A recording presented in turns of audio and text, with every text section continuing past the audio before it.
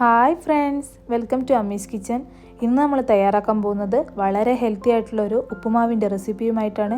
നിങ്ങൾ ആദ്യമായിട്ടാണ് എൻ്റെ വീഡിയോ കാണുന്നതെങ്കിൽ പ്ലീസ് ഒന്ന് സബ്സ്ക്രൈബ് ചെയ്യണേ. അപ്പോൾ നമുക്ക് വീഡിയോയിലോട്ട് പോകാം. ഞാനിപ്പോൾ ഇവിടെ ഒരു പാൻ വെച്ചിട്ടുണ്ട്. അത് ചൂടായി കഴിയുമ്പോൾ അതിലേക്ക് 1 കപ്പ് റവ ആഡ് ചെയ്ത് കൊടുക്കണം. ഞാനിപ്പോൾ ഇവിടെ 2 ആൾക്ക് സെർവ് ചെയ്യാവുന്ന രീതിയിലാണ് 1 കപ്പ് റവ എടുത്തിട്ടുള്ളത്. അത് ഇതുപോലെ തന്നെ നന്നായിട്ടൊന്ന് റോസ്റ്റ് ചെയ്ത് കൊടുക്കണം. ഏകദേശം ഒരു 5 മിനിറ്റോളം നമുക്ക് റവ റോസ്റ്റ് ചെയ്ത് കൊടുക്കണം. അപ്പോൾ നമ്മുടെ റവ ഇവിടെ റോസ്റ്റ് ചെയ്ത് കിട്ടിയിട്ടുണ്ട്. ഇത് നമുക്കൊരു ബൗളിലേക്ക് മാറ്റാം. ഞാനിപ്പോൾ ഇവിടെ ഒരു പാൻ എടുത്ത് വെച്ചിട്ടുണ്ട്. അത് ചൂടായി കഴിയുമ്പോൾ അതിലേക്ക് 2 ടേബിൾ സ്പൂൺ ഓയിൽ ഒഴിച്ച് കൊടുക്കണം. ഇനി വേണ്ടത് 1 ടീസ്പൂൺ നെയ്യാണ്. അതും കൂടി ചേർത്ത് ഒന്ന് മെൽറ്റാക്കി എടുക്കണം. ഇനി നമുക്ക് അതിലേക്ക് 1/4 ടീസ്പൂൺ കടുക് ചേർത്ത് കൊടുക്കണം. കടുക് നന്നായിട്ടൊന്ന് പൊട്ടി തുടങ്ങുമ്പോൾ അതിലേക്ക് ഒരു 3 വറ്റൽമുളക് കൂടി ചേർത്ത് കൊടുക്കണം. ഇനി നമുക്ക് വേണ്ടത് കുറച്ച് കാഷ്യൂ നട്ട്സ് ആണ്. അതും കൂടി ആഡ് ചെയ്ത് നന്നായിട്ടൊന്ന് വഴറ്റി കൊടുക്കണം. ഫ്ലെയിം എപ്പോഴും ലോ ഫ്ലെയിമിൽ തന്നെ വെക്കുക, അല്ലെങ്കിൽ കരിഞ്ഞു പോകാൻ ചാൻസ് ഉണ്ട്. ഇപ്പോൾ നമ്മുടെ കാഷ്യൂ നട്ട്സ് ലൈറ്റ് ബ്രൗൺ ഷെയ്ഡായി വന്നിട്ടുണ്ട്. അപ്പോൾ നമുക്ക് അതിലേക്ക് അരിഞ്ഞു വെച്ച ചെറിയ സവാള ഒന്ന് ചേർത്ത് കൊടുക്കണം.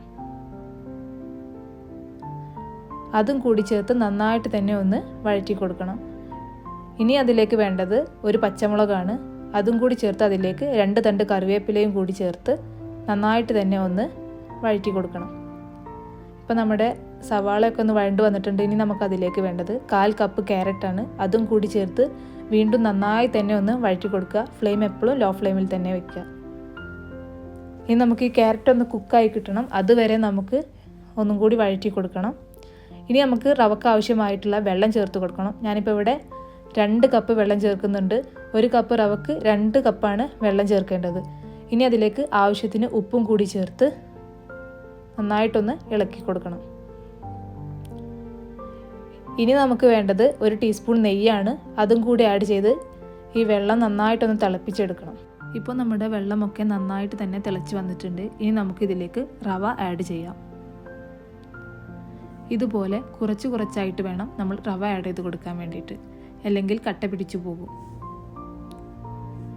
ഇതുപോലെ വീണ്ടും കുറച്ച് ആഡ് ചെയ്ത് ഇതുപോലെ നന്നായിട്ട് തന്നെ ഒന്ന് ഇളക്കി കൊടുക്കണം.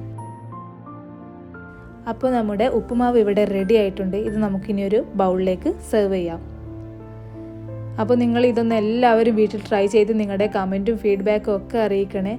ഈ വീഡിയോ ഇഷ്ടമായാൽ നിങ്ങൾ ലൈക്കും ഷെയറും സബ്സ്ക്രൈബും ചെയ്യാൻ മറക്കരുതേ. Thanks for watching.